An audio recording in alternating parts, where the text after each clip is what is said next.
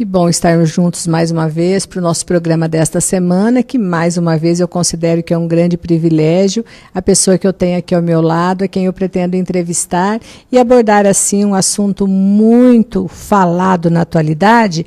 E agora a gente vai falar com alguém que de fato conhece bastante o assunto. Estamos com o Frei Antônio Moser. Quem assiste a Canção Nova todas as sextas-feiras à noite, ele tem um programa com o Padre Hamilton, tem aí acho que mais de 20 livros editados, e ao longo da nossa conversa vocês vão conhecendo mais. Agora, inicialmente, o que eu quero é dar-lhe as boas-vindas, Frei Antônio, e dizer que é um grande prazer o programa Sementes de Esperança poder contar com a sua participação hoje. Bom, em primeiro lugar, eu quero dizer também da minha satisfação de estar aqui no norte do Paraná, Apucarana, porque como criança eu tive um irmão bem mais velho do que eu, já falecido, e ele então dava assistência jurídica aqui nessa região, problemas de terra e coisa semelhante, e sempre falava do norte do Paraná como um paraíso. E chegando aqui e falando com o clero, eu acho que realmente aqui é um paraíso, só pensando no dízimo que eles fazem e recolhe, nossa senhora, eu recolho talvez 1.500 na minha paróquia por mês, e aqui não vou dizer quanto alguns recolhem, traduzindo um povo generoso, uma terra generosa, e já sei que aqui é uma região de muitos móveis, fabricadores de móveis, em outras palavras, é uma alegria estar aqui, e também o programa me parece muito sugestivo, Sementes de Esperança. A missão nossa é de levar a esperança a tantas pessoas que sofrem, que já não têm esperança de um mundo melhor, de um Brasil melhor, de uma vida melhor. Então, é um prazer estar aqui e vou responder a todas as suas curiosidades. Você sabe que agora, vamos dizer, o satélite que está lá em Marte, fotografando minuciosamente todo esse Marte, não é? Esse satélite chama-se Curiosity, curiosidade. Então, todas as curiosidades que a senhora tiver, eu vou procurar responder, não sei se vou dar a resposta adequada. Né? Vou tentar me colocar até no lugar daqueles que nos assistem para ver se a gente consegue aí entender um pouco mais sobre esse assunto. Mas antes ainda de irmos direto ao ponto, o senhor também é o presidente da editora Vozes, né? Uma editora assim, muito conceituada, especialmente no meio católico. Eu queria que falasse um pouco para a gente desse trabalho também. Bom, em primeiro lugar, quando eu fui ordenado sacerdote, eu sou filho único de um segundo casamento. A primeira esposa do meu pai morreu e eu sou 13º filho, né? Então, mas único desse segundo casamento. E aí, quando me foi sugerido para fazer estudos na Europa, eu perguntei à minha mãe se ela concordava ou se ficava com algum dos meus meio-irmãos. Falou, meu filho, eu já te entreguei para Deus, vai em paz. E fui, fiz os estudos, fiquei na França 2 anos e na Itália 3 anos, fazendo a tese doutoral. E quando retornei, comecei a dar palestra para médicos, para, eu diria assim, público em geral, mas sobretudo na área da medicina, que sempre me interessou. A bioética estava começando, mas na realidade eu já estava muito interessado. E aí, um pouco antes de morrer, ela já estava naquela fase em que a pessoa não está mais muito sintonizada. Ela falou, meu filho, eu quero simplesmente te dar um último conselho. Na noite que você nasceu, eu sonhei que você seria pescador como os apóstolos e Jesus. Mas você vive dando palestra, você não devia ser padre para isso. Vai trabalhar com o povo. E aí eu comecei a criar comunidades de fé. Eu estou na 17ª agora, evidentemente que já se transformaram em paróquias, que foram entregues à Diocese de Petrópolis, dentro da Diocese de Petrópolis, no Rio de Janeiro. E depois, aí, já que tinha experiência de construção, veio a construção do Instituto Teológico Franciscano, que é um instituto muito grande, tem 126 anos, o seu início, mas não essa fase nova, tem 10 anos. E daí, diante disso, a editora Vozes estava passando por dificuldades financeiras administrativas E os superiores, eu sou franciscano, a gente tem um provincial, um conselho provincial, eles resolveram chamar 4 professores para tentar reerguer a Editora Voz. A Editora Voz tem 111 anos, só que ao contrário do que acontece, não é, na mentalidade do povo, está envelhecendo, portanto está decadente. No caso da Editora Voz é o contrário, quanto mais velha, tanto melhor. Está indo muito bem, obrigado. E o senhor também é um dos autores que publica na Editora Vozes. Queria que nos falasse quantos livros já tem escritos e publicados. Muito interessante essa pergunta. Em primeiro lugar, meu primeiro livro eu fiz sobre o pecado, com uma pergunta: o pecado ainda existe? Sei lá, porque eu sempre tive essa preocupação. Eu digo, aquela listinha de pecados do primeiro catecismo, será que aquilo é pecado? O que é o pecado? E hoje eu cheguei à conclusão: pecado é o que me torna menos humano, o que torna os outros menos humanos, o que não respeita a identidade profunda dos seres vivos, de tudo que existe, enfim, isso é pecado. É através de, eu diria, de uma desconexão com Deus, com a transcendência, com a espiritualidade. Então, o pecado embrutece o ser humano e acaba matando. É uma grande doença o pecado. Verdadeiro pecado não é um pecadinho, uma coisinha, não é pequena. Mas, então, escrevi esse primeiro livro. Depois comecei a me interessar pela pastoral familiar. Escrevi um livro sobre planejamento familiar, outro sobre a questão demográfica. Me interessei em 1978 por um assunto que quase ninguém abordava: ecologia. E escrevi um pequeno livro sobre a ecologia, desafios éticos. Não é? O meio ambiente sendo degradado, quais são os desafios, como enfrentar, e aí já propunha energias alternativas, não é? Para não poluir tanto, e não pensava só na poluição, mas toda a estruturação da sociedade. Ou seja, então entrei pelo campo da ecologia. Depois comecei, desde o começo, me interessar pela bioética. Eu tive o privilégio de ter o maior moralista do século passado, que se chamava Bernard Häring, e que foi um dos fundadores do primeiro Instituto de Bioética lá em Washington, em 1970. E ele foi meu professor e foi o diretor da tese. Então eu já vim ligado a questões de bioética, a vida, a ciência da vida. E introduzi no programa, não é, de moral, você tem moral fundamental, você tem moral matrimonial, sexualidade, matrimônio, você tem moral social, não é? E também um tratado pecado, conversão, e eu introduzi um sobre bioética, que antes se chamava ética médica, tinha algo nessa linha, mas bioética. E depois, em torno do ano 2000, 1997, mais exatamente, foi o grande acontecimento no campo da biotecnologia, foi a criação da ovelha Dolly. Através de uma célula adulta se produziu um clone de uma ovelha. Só que aquela ovelha nasceu com a mesma idade biológica da mãe, com os mesmos defeitos da mãe, as mesmas doenças da mãe. Mas foi um pavor. E aí começaram as discussões, sobretudo sobre a chamada clonagem terapêutica, o uso de embriões para eventualmente curar certas doenças de fundo genético. E eu comecei a escrever sobre isso, tive vários encontros na Conferência dos Bispos, dei palestras, etc. E eles me indicaram para participar de um debate no Senado Federal, para os senadores que estavam para votar a lei dos transgênicos, liberação dos transgênicos, e também queriam fazer passar a liberação dos embriões para experimento. E dentro desse contexto estava uma mesa constituída por representantes de 15 religiões. E eu me senti sozinho, porque todo mundo achava a coisa mais natural, porque não tem problema, a vida é humana. Houve um que disse que a vida é humana depois do nascimento. Antes do nascimento, no seio materno, não é humana, não é? E assim, eu diria, eu me senti sozinho.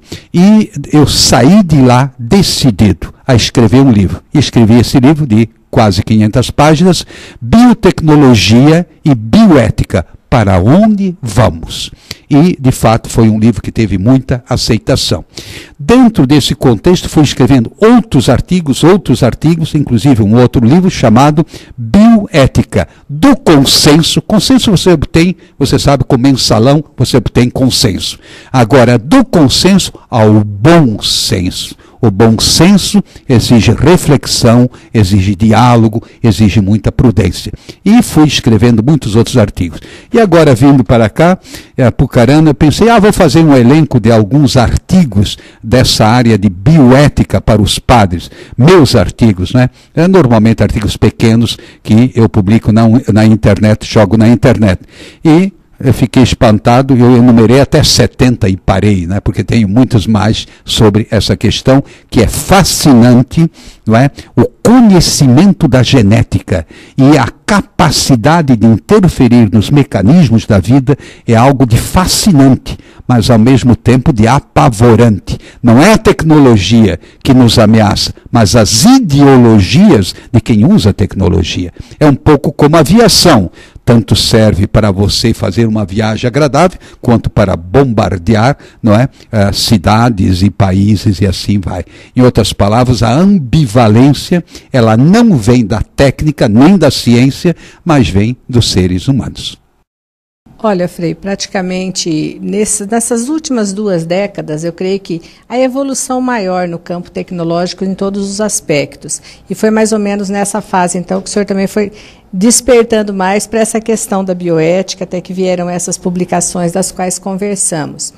Dentro do tema desse seu livro específico, Para Onde Vamos? Diante de tudo que se discute hoje na TV, que a gente vê, especialmente na mídia comercial, uma Rede Globo gosta muito de trazer as manchetes ali na abertura do Jornal Nacional, a descoberta do genoma como se tivesse resolvido todos os problemas do mundo, outra vez uma outra situação. Então, como aplicar esse para onde vamos diante dos tempos atuais, setembro de 2012?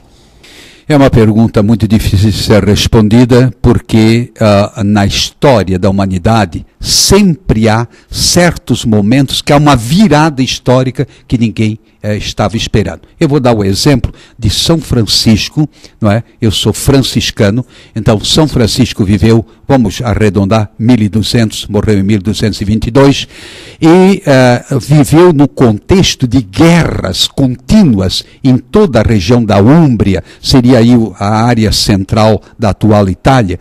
Cada cidade tinha suas muralhas, seus exércitos, e uma guerra atrás da outra. E São Francisco sonhava em ser soldado, não é? Com aquelas roupagens assim pomposas, cavalos com arreios dourados. Era o grande sonho, um cavaleiro. E ele sentiu o chamado de Deus. Em poucos anos, São Francisco reuniu, em 5 anos, mais de 5.000 seguidores.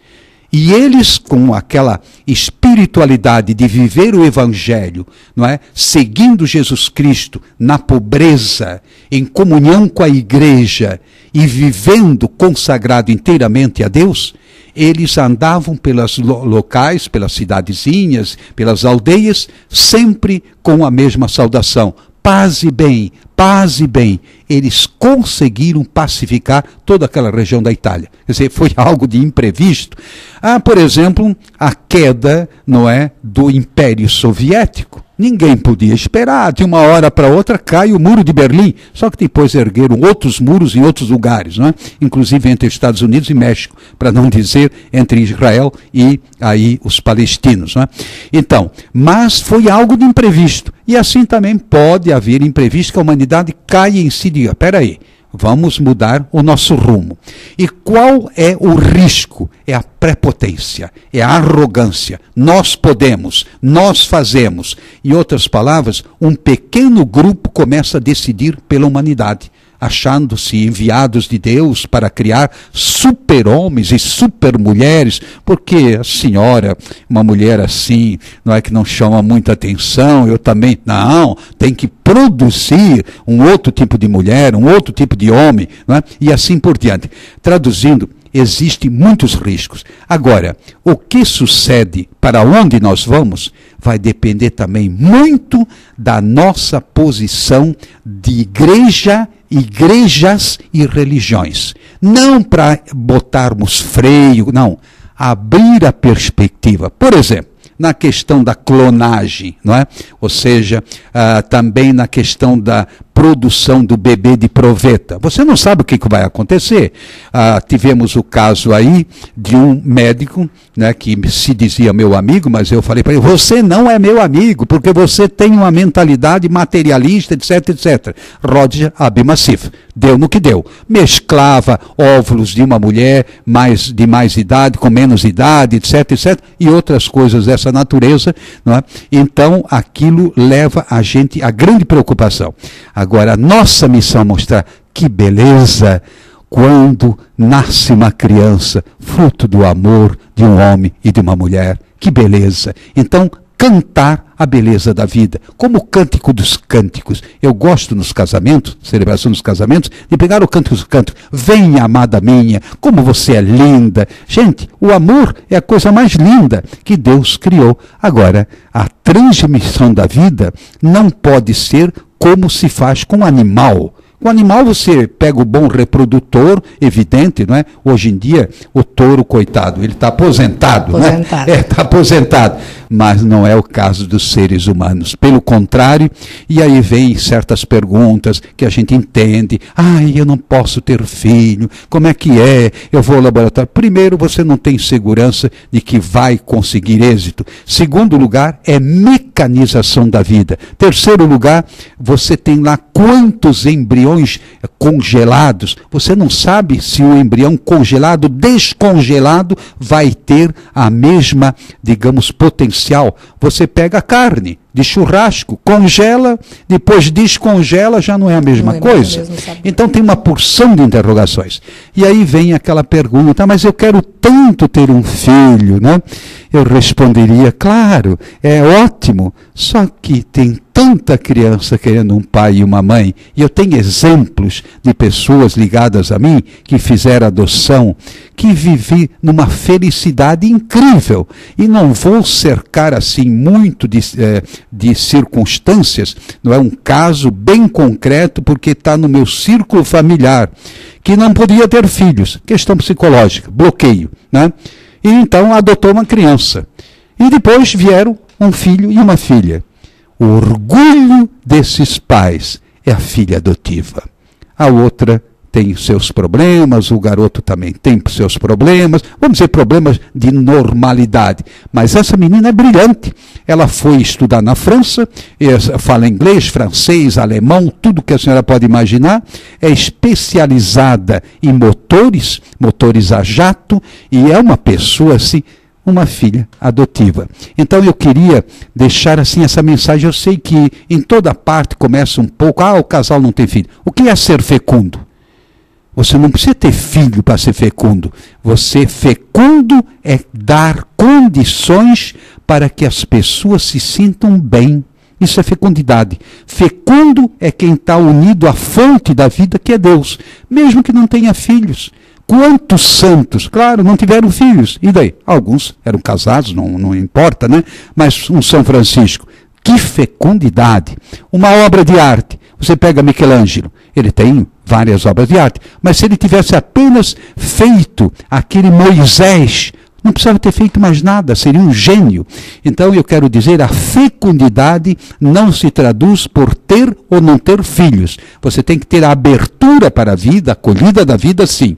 Agora, a fecundidade é criar um ambiente favorável à vida. Então tem casais estéreis que são extremamente fecundos, e tem homens, sobretudo, que botam 10, 15, 20 filhos no mundo e são estéreis. Por quê? Porque não dão amor.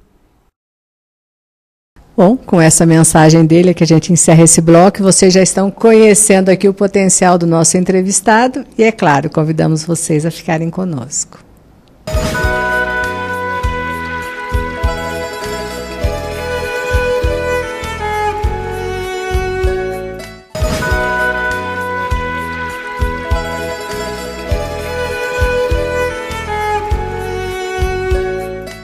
de volta com o nosso programa e hoje aqui numa entrevista com o Frei Antônio Moser, aproveitando a sua passagem aqui por Apucarana, ele que veio pregar num retiro para o clero, e nós estamos aqui conhecendo um pouco mais, partilhando, diríamos assim, de todo o seu conhecimento. Frei Antônio, falávamos no bloco anterior a questão da bioética, de toda essa tecnologia. Então, eu gostaria de abrir agora falando lá no início da criação, quando Deus criou homem e mulher, constituiu a primeira família e disse a eles, crescei-vos e multiplicai-vos. Muitas coisas mudaram ao longo desse tempo, dentro do progresso, da tecnologia, embora a gente saiba que ainda hoje, para que nasça um filho, precisa ter a contribuição do homem e da mulher. O que isso mudou também dentro desse campo da bioética e de tudo que se vive hoje? Isso é possível acontecer como Deus projetou, ou toda essa ciência tem, diríamos assim, conturbado um pouco essa situação? Tem muita gente que acha, não é, que a ciência, a tecnologia, hoje, no sentido próprio da palavra, seria uma espécie de rebelião contra Deus. Não. Eu talvez, espero não escandalizar ninguém, mas que as pessoas entendam muito bem. Nós, muitas vezes, temos uma imagem muito pobre de Deus, e uma imagem muito pobre do Deus Criador. E tem gente que fica ainda imaginando, não é?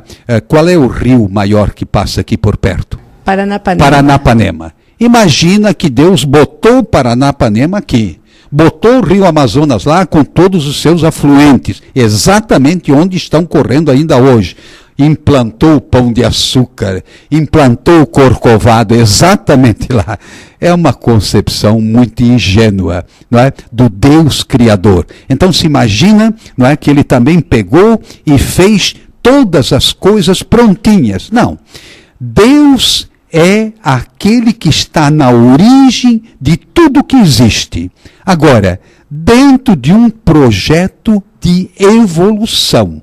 Tudo evolui. Nós fomos embriões. Nós fomos, depois nos tornamos fetinhos, depois bebezinhos, depois adolescentes, depois pessoas adultas, e assim vai. Então, tudo evolui.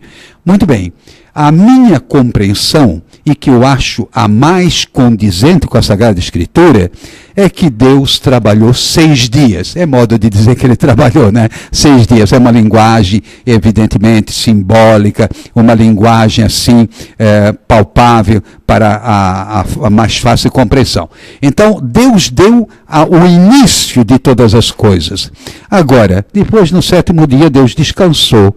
Nós estamos no 8º dia da criação. E Deus falou, olha, agora é com vocês. Não é que ele nos abandona, é modo de dizer. É com vocês. Eu dei para vocês inteligência, eu dei todos os minerais, os metais, a areia, a pedra, tijolo não, a gente tem que fazer, né? Mas tanta coisa que eu dei. Façam casas bonitas. Crie na terra uma casa onde todo mundo se sinta bem. A terra. O que é a terra? Nada. É um pontinho que a gente nem pode imaginar da pequenez. É um nanoponto. Hoje se fala muito em nanotecnologia. É mini. Isso aqui tudo é muito grande. Átomo é muito grande. Você tem o quark, você tem a física quântica que trabalha nem com a matéria, mas com ondas, com energia, ondas eletromagnéticas que estariam, digamos assim, coordenando tudo o que existe. Muito bem, o que eu quero dizer é o seguinte, Deus nos confiou a administração de tudo.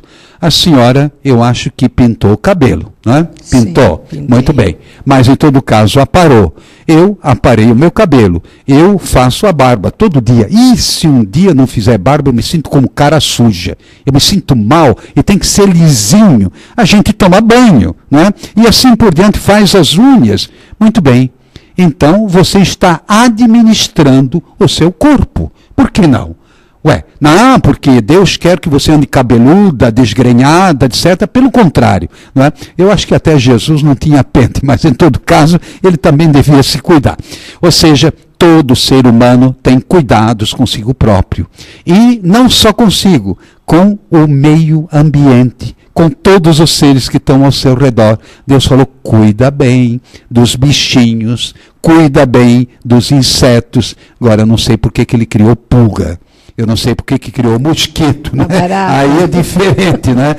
Mas para... São Francisco de Assis ele gostava até da lesma, até do vermezinho, né? Mas até o vermezinho, ele é uma expressão da grandeza do Deus Criador. É uma maravilha. Todas as formas de vida são maravilha. Inclusive, nada é igual a nada. Nada. Você pega uma roseira.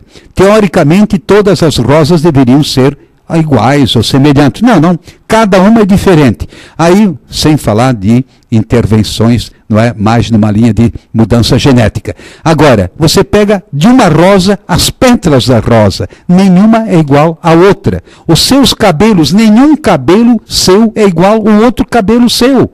Também seu, mas é diferente. Unha, cada uma é diferente da outra. Ou seja, Deus nos deu essa ordem básica. Administre todas as coisas, a começar de você mesmo, do seu psiquismo, da sua espiritualidade, do seu corpo, da sua inteligência. Você deve ser um bom administrador. Eu sou diretor das Vozes, uma empresa de quase 500 funcionários. Então a gente tem que administrar. Mas como é que você administra? Não sendo bobo.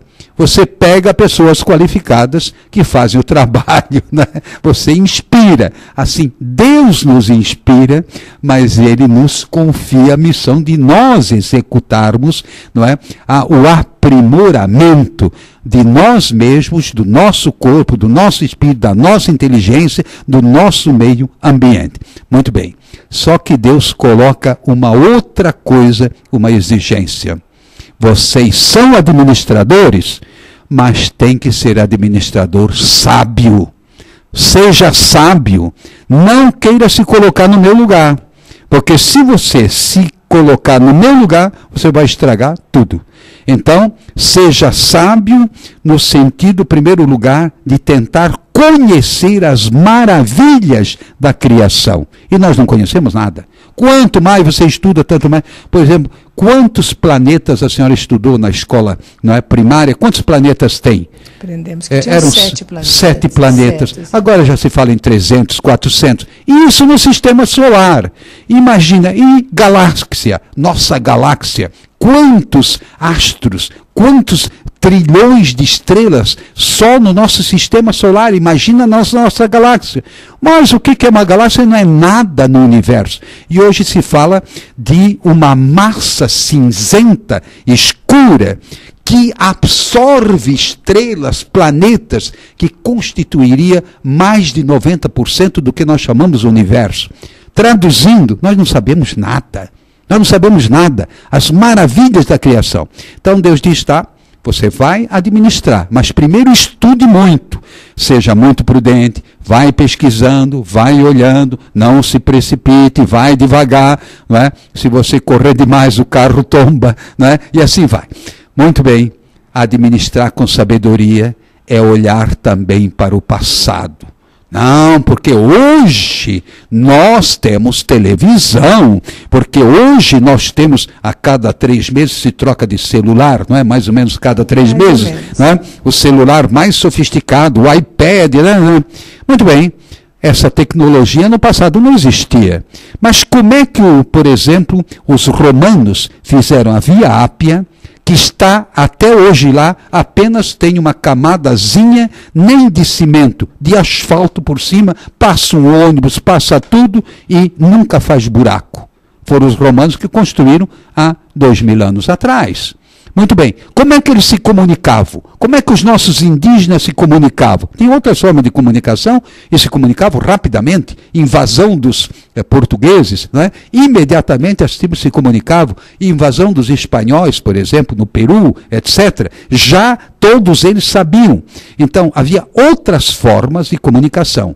Outras tecnologias. Por exemplo, quem, por acaso, se não foi, puxa aí na internet, pirâmides do Egito. Você olha, Gente, hoje nós não somos capazes de fazer uma pirâmide daquela, não é? Quer dizer, aqueles blocos enormes, como é que eles transportaram, colocaram aquilo de uma maneira tão perfeita, de tal forma que se formaram as 3 pirâmides, não é? Mas você vai aqui para a América do Sul, não é? Seria o sul do México, na província de Yucatán, lá os maias, também cada, digamos, monumento que você diz, não é possível. Eles eram mais inteligentes do que os espanhóis. Os espanhóis tinham arma de fogo e tinham cavalos. Por isso, então, eles conseguiram destruir aquelas civilizações. Gente, o que eles sabiam de astronomia, o que eles sabiam de engenharia, não é possível. E aí, por exemplo, tem uma pirâmide no sul do México, né? Na província de Yucatán, em Mérida, tem uma pirâmide e os espanhóis chegaram e contaram 364 degraus. E riram. Eles não sabem que o ano tem 365 dias. Só que os espanhóis na época não descobriram. O último degrau era um jaguar, que está lá até hoje, não é? Que é como que a expressão da força daquelas tribos, o jaguar. Então era o número 365. Não é? E coisas assim, na área da medicina, Hipócrates, por exemplo, lá para trás, quanta coisa se sabia. Por exemplo, eu contei hoje para os padres, né, eles riram até. Você tem lá, numa certa região da Grécia, você tem uma espécie de anfiteatro e que na realidade está junto de ruínas hoje, não é, de um templo. Mas esse anfiteatro, ele tinha na forma de espirais. E os que iam para ser curados, buscando os médicos da época, que eram ao mesmo tempo sacerdotes, não é? Iam lá, dormiam, não é, lá perto do templo.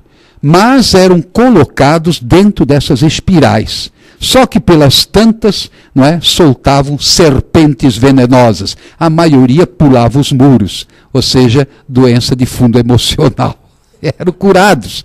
Quer dizer, como é que eles sabiam disso? Não é? Isso lá para trás. Filosofia. Por exemplo, editora Vozes, nós temos pontos fortes, ciências humanas, ciências, digamos, religiosas, né? 2 braços, ciências humanas, ciências religiosas. A gente publica aí uma média de 15 títulos por mês, mas em cima da minha mesa passam uns 150 manuscritos que querem publicar conosco todos os meses, mas a gente não quer e nem pode, né? Mas não quer, porque não serve por isso, por aquilo. Muito bem. Você pega toda essa tecnologia e hoje, por exemplo, nós temos uma máquina de acabamento, ela faz o acabamento de um livro, você imprimiu, você chama-se pré-impressão, imprimiu na máquina, você dobrou, você fez então o miolo do livro, mas sem capa, sem o corte, não é, das aparas, nada disso. Você coloca naquela máquina, ela acaba 5.000 volumes hora. Gente, isso eles não tinham. Mas como é que Santo Agostinho escreveu? Nem sei quantos livros, uma coisa incrível. Gente, no papiro, né? Nem papel tinha, nem caneta tinha. E como é que Sara e Tobias botaram por escrito o compromisso de casamento no papiro, naquela época, lá para trás, sei lá quantos 1000 anos para trás, no mínimo 3.000 anos para trás, não é? Ou mais ainda. Então, só para perceber, eles tinham outras tecnologias, outro tipo de ciência, mas os seres humanos nunca foram, digamos assim, imbecis, sempre tiveram inteligência. Administrar com sabedoria é valorizar os nossos avós, os nossos antepassados, não é? As civilizações antigas, para ver o que deu errado e o que deu certo. Por que deu errado, por que deu certo. Então você começa a administrar com sabedoria. Bom, dentro dessa ampla visão cultural que o senhor aqui nos explanou, mas eu queria retomar lá no início da conversa, quando o senhor disse no 8º dia Deus entregou a obra, para que cada qual usasse ali os seus dons para a humanidade desenvolver, administrasse.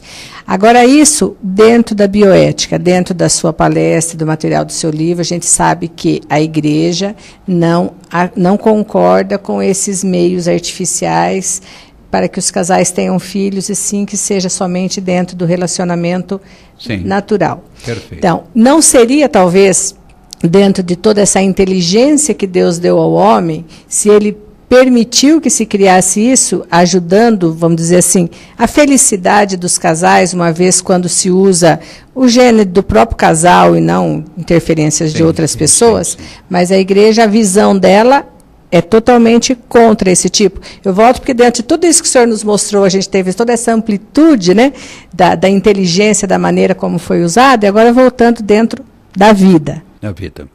Perfeito. Eu compreendo a angústia de um casal que não pode ter filhos. A gente compreende. E, na realidade, não é? O desejo de ter filho é um desejo que a gente chamaria natural. E, inclusive, muitas vezes as pessoas dizem, como é que o padre pode viver sem ter filho? Mas depende muito do filho, porque tem cada filho que é melhor não ter, né? É melhor não ter. Não, é só para explicar um pouco, a gente entende o desejo de ter filho e Deus mesmo vocacionou os seres humanos para eles se reproduzirem, para eles, eu diria, se multiplicarem, como se usa lá na expressão, não é, do primeiro capítulo do Gênesis. Agora, veja bem, primeiro lugar, quantos casais estéreis estiveram em pontos nevrálgicos da história da salvação? Deus interveio. Vou só lembrar, Abraão e Sara. Já tinham passado da idade, né? E na época não tinha laboratório e nem tinha outros expedientes. Muito bem. E, no entanto, Deus proveu. Né? Muito bem. Você passa para frente. Ana e Elcano, os pais de Samuel, tinham passado da idade. Deus proveu. Muito bem. Aí você vai para Isabel e Zacarias, também já tinham passado da idade. E Deus proveu e nasceu João Batista. O que eu quero dizer com isso? Você pode não ter filhos biológicos, mas você sempre pode ter filhos espirituais. E, por exemplo, no nosso caso, sacerdotes, meu Deus, você tem milhares de filhos que você batizou, que você acompanhou na primeira Eucaristia, nos sacramentos. Né? Gente, isso é fecundidade. Fecundidade não se confunde com reprodução, não se confunde com número. Não é? Por exemplo, no caso, vamos dizer assim, de um casal que não tem filhos, que se doa a um trabalho social, etc., esse casal é extremamente fértil. Volto a insistir. E tem outros que têm muitos filhos, mas o sol não brilha naquela casa, ou nem tem casa, ou vão soltando filhos por aí, pelo mundo afora. Então, eu acho que nós devemos partir de uma outra compreensão de realização humana e de felicidade do casal. A fecundidade básica e primordial é se tornarem uma só carne. Com filho ou sem filho. Se conseguirem se juntar masculinidade e feminilidade na amplitude da palavra, não só do sexo, não é, biológico, mas no todo, esse casal se torna forte como um Deus, ou seja, imbatível. É um casal que enfrenta todas as dificuldades, é um casal que se realiza e que se sente feliz. Embora não tenha filhos, mas adota, ou se não adotar, eu diria, se dedica a tantas obras, instituições, não é, de acolhida de menores, tantos menores abandonados, e assim vai. Ou seja, lá no fundo, muitas vezes, querer ter filho não é só um desejo natural, é também um egoísmo. Meu filho. Não, os filhos não são meus. Uma das coisas que mais me impressionou na minha vida, vamos dar 2 episódios para ilustrar o que eu estou querendo dizer. Foi um casal que agora vai celebrar bodas de prata no próximo sábado. Esse casal, não é, teve um filho depois que, de uns 10 anos, não é, tiveram 3 filhos. Uma já está com 27 anos, outro com 23, qualquer coisa, e um agora tem 10 anos. E aí, naturalmente, vem aquela pergunta, quando a mulher ficou grávida, pois é, Frei, olha, agora, etc., né? No contexto de uma reunião de casais, equipe de Nossa Senhora, quando nasceu essa criança, eles disseram, eis aqui um filho de Deus. Esse filho não é nosso, nós não queremos para nós, é um filho que Deus mandou para cumprir uma missão nessa terra. Coisa bonita. Tenho um funcionário na editora Voz, que também, por motivos, digamos assim, realmente sérios, não podia ter filhos. Ela era estéril e continua estéril e sempre será estéril. Bom, muito bem. E aí, vira, mexe, tentaram, né, laboratório, embora eu dissesse, olha, não vai, não faça, eu vou abaixar o teu salário, etc., porque custa muito caro, etc., procedimento. Olha, a mecanização da vida, no fundo, você é a máquina que faz, não é, a reprodução, mas não teve jeito. E aí, não deu certo. Muito bem, adotaram 2 gêmeos. Gente, que alegria. Alegria deles, alegria da comunidade de fé, vendo aquelas criancinhas, são foguetes fora da igreja, mas na igreja rezam com a mãozinha posta. E quando me vem no programa da Canção Nova, né, o Em Pauta, o nosso padre. E depois no dia seguinte vem comentar, ou no domingo, o senhor falou lá ontem à noite, né, e ele sabe dizer o que eu falei. Gente, que alegria. Então, a gente tem que relativizar um pouco. E o nosso atual Papa, Bento XVI, quando era cardeal, ele falou, ter um filho não é direito, é um dom de Deus, não é um direito. Senão, você vai com todos os meios. Então, vai lá com uma prostituta ter um filho. Não é? E assim por diante. Ou lá, sei lá, com adultério, ter um filho. Não é um absoluto. É algo de muito relativo. Pode ser importante, é gratificante, pode ser gratificante ou pode não ser gratificante, não é? Mas, de qualquer forma, não podemos absolutizar. E devemos, pelo contrário, insistir para os casais, sejam fecundos, se tornando uma só carne e irradiando a alegria de viver para todas as pessoas que encontrarem vocês. Que a fecundidade seja, então, através do amor e não tanto através da reprodução, da biologia. Então, gente, a gente convida vocês a continuarem conosco, que a gente ainda vai abordar mais alguns temas com o Frei Moser.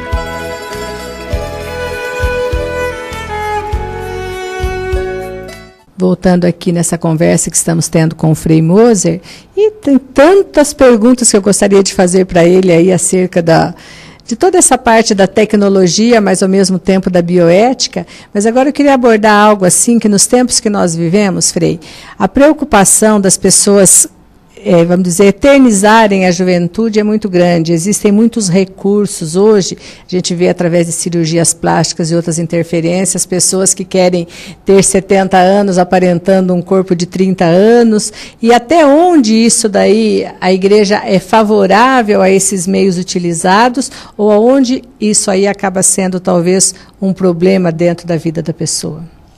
Em primeiro lugar, eu diria o seguinte, o sonho da eterna juventude sempre existiu. Inclusive Pôncio, eu acho que se chamava, um conquistador espanhol, foi procurando a fonte da eterna juventude na Flórida, não é? Achando que era para lá. E tantas lendas que vão nessa direção da eterna juventude. Só que naquela época se morria com 30, 40 anos, não é? No máximo. Quantas pessoas ultrapassavam 50? Relativamente poucas pessoas ultrapassavam 50 anos. Seja pelas doenças, seja pelas guerras, etc, etc. Hoje nós temos uma situação inversa. Ou seja, a tendência é que as pessoas vivam cada vez mais, vida cada vez mais longa. E, inclusive, eu acho que aqui no Brasil nós estamos com uma política totalmente errada. Chegou 60 anos, está aposentado, cai fora. Gente, aos 60 anos, vamos fazer uma comparação. A criança está no pé de uma montanha. Qual é o panorama, o horizonte dela? É pequenininho.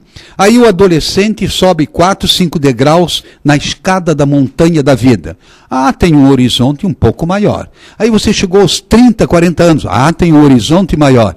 Agora, quando você está com 60, 70, você vê o horizonte com vales, montanhas, os rios, você vê o descer do sol, o nascer da lua, o nascer das estrelas, depois no dia seguinte o nascer do sol, etc.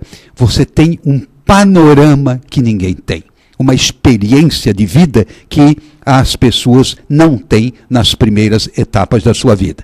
E tanto assim que os senadores, na sua origem, o Conselho dos Anciãos de Moisés, eram pessoas de idade, se pressupondo que tivesse bom senso, o que nem sempre acontece. Muito bem. Mas depois também no Senado romano, senhores eram homens de grande experiência, né? E que então, nos momentos de maior dificuldade, eles tomavam as resoluções, ajudavam a tomar as resoluções. O que acontece hoje no Brasil, acontece em todo mundo, a longevidade é uma realidade. E aqui no Brasil, não caia de costas. Nós já temos, acima de 60 anos, 22 milhões de pessoas. Quantas em pleno vigor poderiam produzir muito para a sociedade, para a indústria? E, inclusive, eu estou com 7.3, e não me sinto velho para dirigir a Editora Voz. Gente, pelo contrário, você tem experiência, você tem tino, e você sabe escolher os colaboradores. Porque quem é inteligente não faz. Deixa os outros fazer, você escolhe as pessoas e coloca no lugar adequado e o resto vai acontecendo. Muito bem, então o que acontece? Essa, eu diria assim, longevidade. Não importa só viver muito, importa a qualidade de vida. E aí começa, claro, você tem que cuidar da alimentação, você tem que praticar esporte, fazer RPG, fazer natação, fazer uma porção, eu diria assim, de atividades físicas e também psíquicas e também intelectuais. Por exemplo, eu tenho, além da Editora Voz, eu tenho uma paróquia, não é? Além da paróquia, eu tenho um centro educacional com mais de 600 crianças e outras atividades mais, não é? E o que acontece? Nós introduzimos agora toda uma dinâmica para as vovós que trazem a criança para a escola e ficam bobeando por lá, etc. Atividade física, intelectual, a atividade artística, no sentido assim de trabalhos manuais, para que elas se sintam úteis, porque senão se sentem um traste antes da hora. Então, as pessoas envelhecem não pela idade, mas por falta do que fazer. E cabe à sociedade abrir espaço, sem tirar o espaço da juventude. Mas, gente, nós temos um leque enorme, aí vem a tecnologia que se abre, onde todo mundo pode estar ocupado e produzindo para o bem de todos, e não produzindo armas, mas produzindo aquilo que é necessário e útil para o bem viver. E normalmente se produzem futilidades ou armas, um dos dois, não é? Criam-se necessidades artificiais e se produzem. Agora, se você levasse a força produtiva de todas as idades para o que era mais necessário, ninguém ia passar necessidade, ninguém ia passar fome, ninguém ia morar em barraco, não teria favela. Aqui vocês nem conhecem favela, aqui é uma região privilegiada, próspera, etc., norte do Paraná, a gente até fica com inveja, sabe? Mas de qualquer forma, tá bom.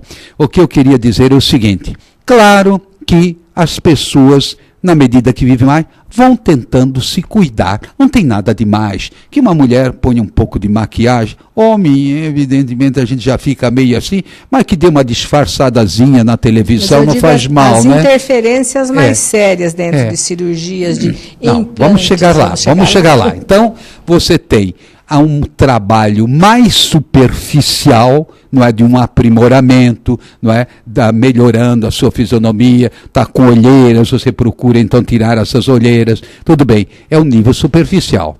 Mas aí começa um segundo nível, que é interferência no sentido cirúrgico. E aí começa a turbinação. Ah, porque meu seio é muito pequeno. Aí então cria aqueles seios que lembram certos outros seios, né? Gente, o que é isso? Não é? Ou quando pode acontecer, por exemplo, conheci uma certa moça que aos 13, 14 anos tinha os seios tão grandes que ela teve que fazer cirurgia porque já estava assim curvando o peso. É uma anomalia, é uma intervenção cirúrgica, mas no sentido curativo, não tem nada de especial. Mas aí vem a turbinação dos seios, turbinação do bumbum, turbinação do... Não é? Puxa, repuxa. E o pior de tudo é que tem pessoas que são muito parecidas, porque o esteticista é o mesmo. Aí o tipo de fisionomia, você pergunta, escuta, a fulana é ela mesma ou é a outra, né? Esse faz um tipo padrão. Eu quero ter o rosto da atriz tal, ou do artista tal. Como é que se chama aí esse nosso norte-americano, como é que é, Jackson, né? O Jackson que morreu. Michael Jackson. Gente, totalmente deformado, totalmente. Ele era negro, devia assumir a sua negritude. Não, tinha que ser branco e repuxa e puxa. Chegou no fim, era um fantasma. E não tinha 40 e poucos anos, um fantasma. Então eu diria, uma coisa é uma cirurgia corretiva, que às vezes tem que ser feita, não há dúvida nenhuma. Outra é simplesmente por vaidade. E aí é como a senhora diz, você se olha no espelho e está bonita, mas lá por dentro as rugas estão se avolumando.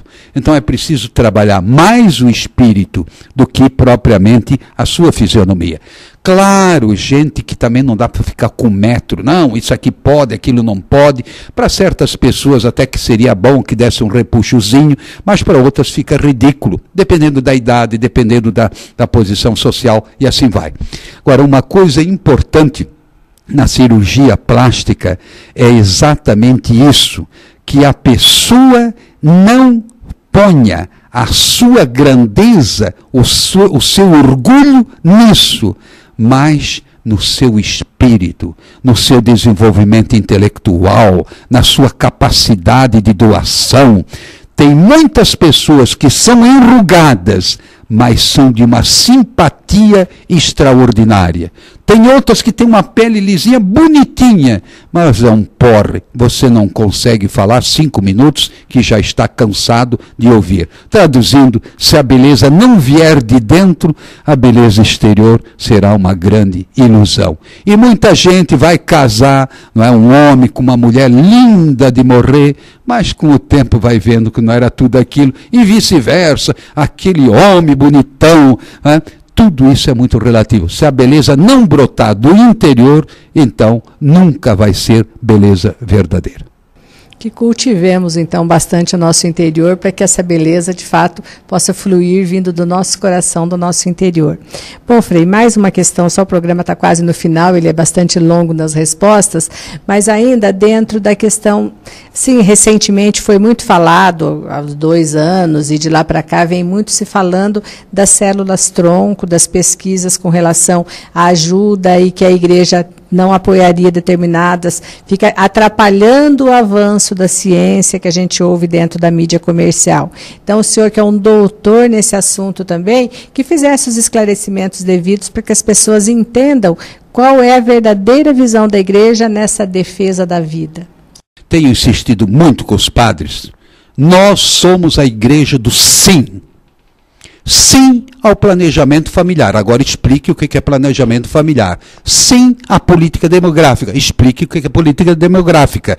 Sim, eu diria, à busca de uma melhoria com células, mas explique quais. São células adultas da medula óssea?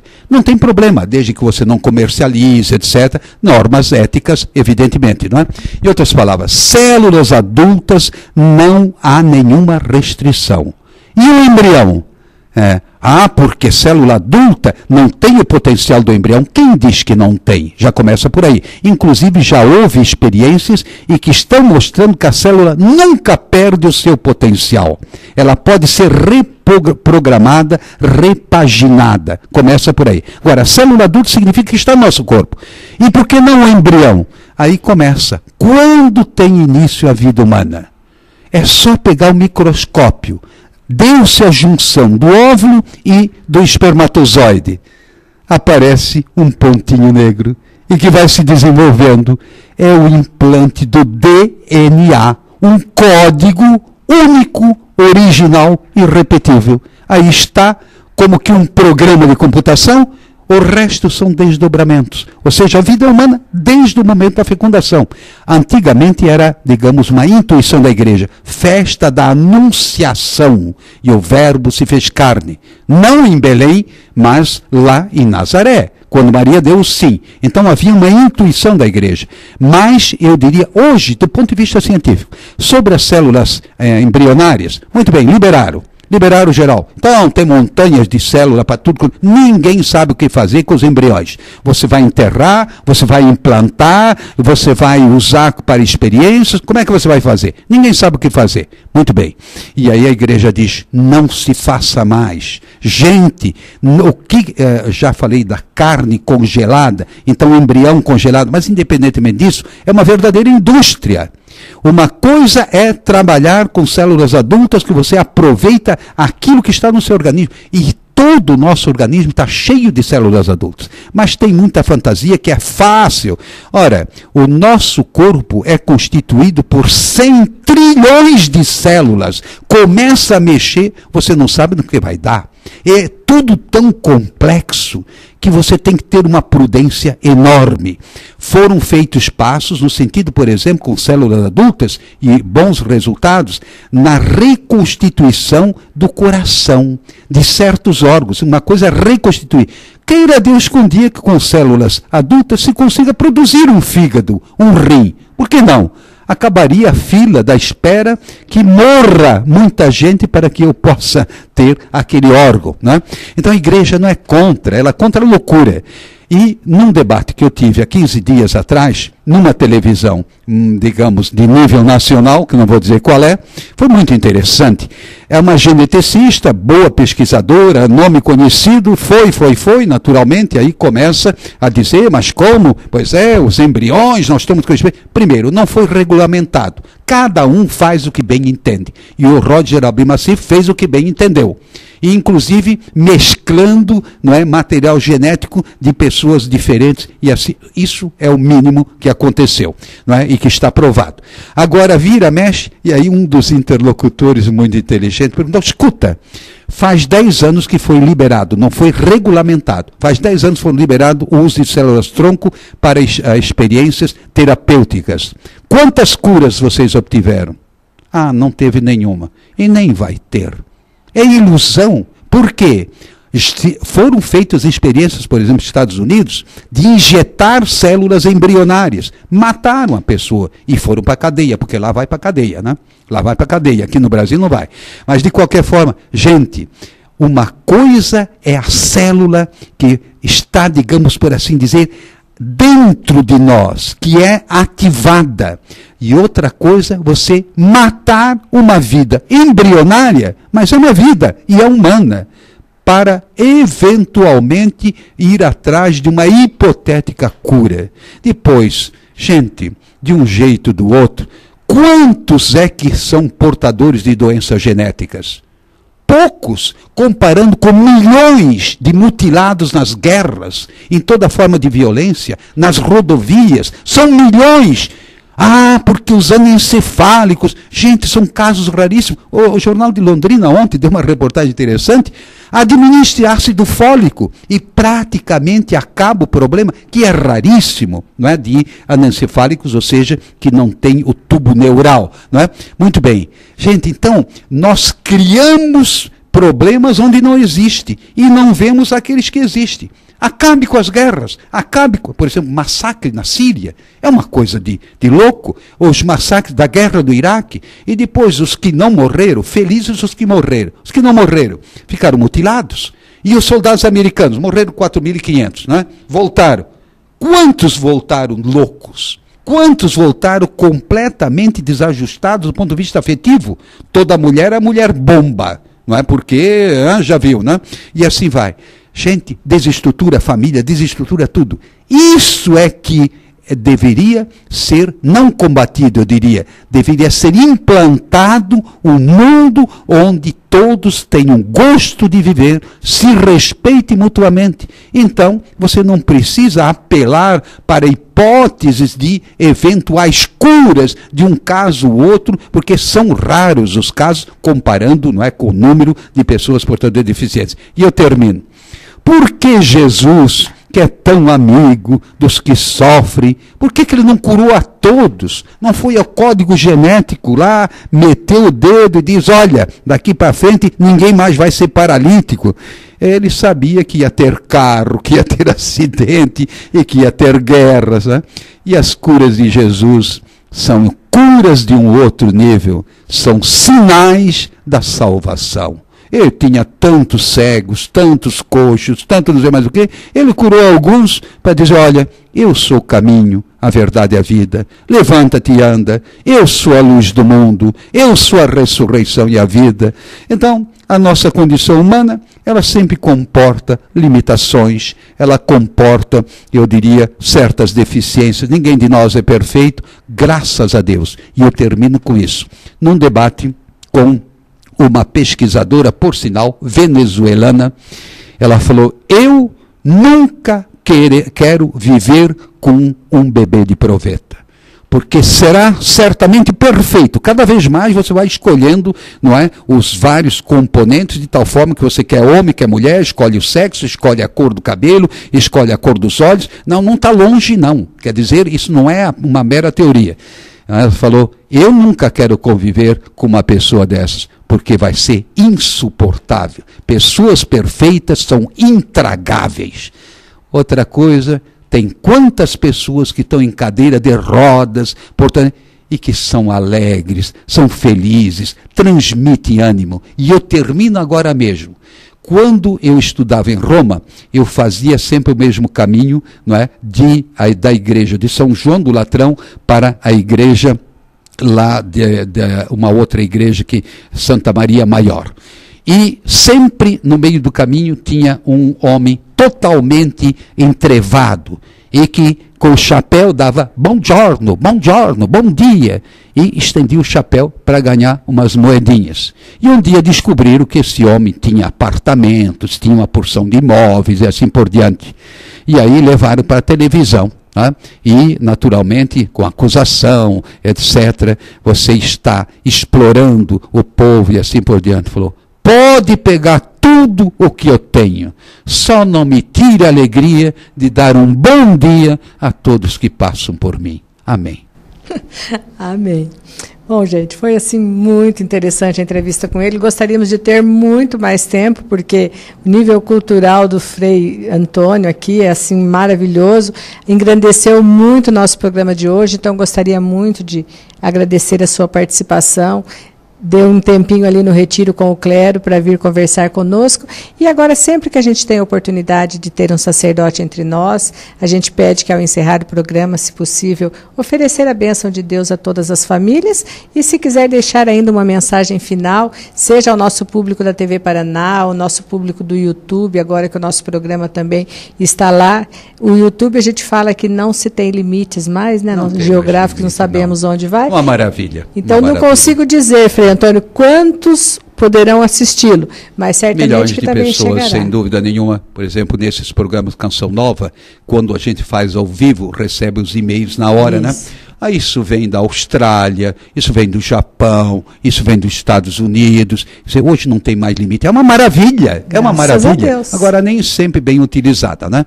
Agora, eu queria então invocar as bênçãos de Deus, de São Francisco, e, sobretudo, como mensagem, semente de esperança de uma humanidade que acorde.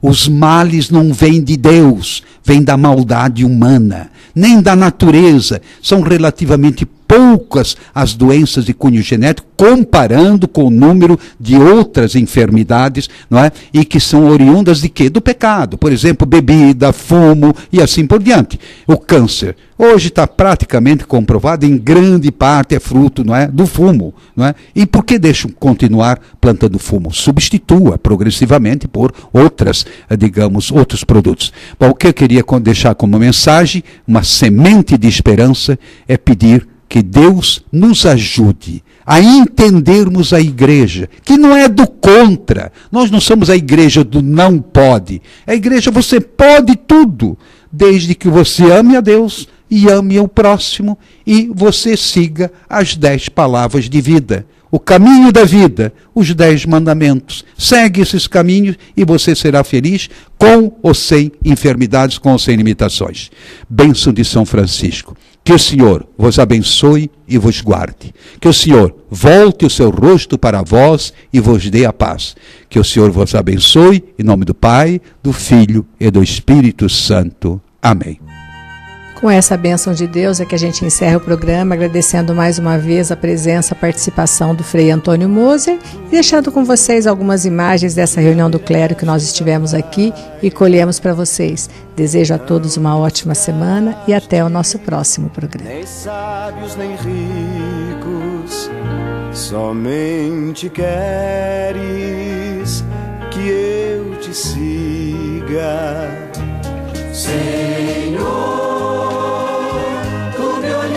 Nos olhos a sorrir, pronunciaste meu nome lá na praia. Eu deixei o meu barco junto a ti.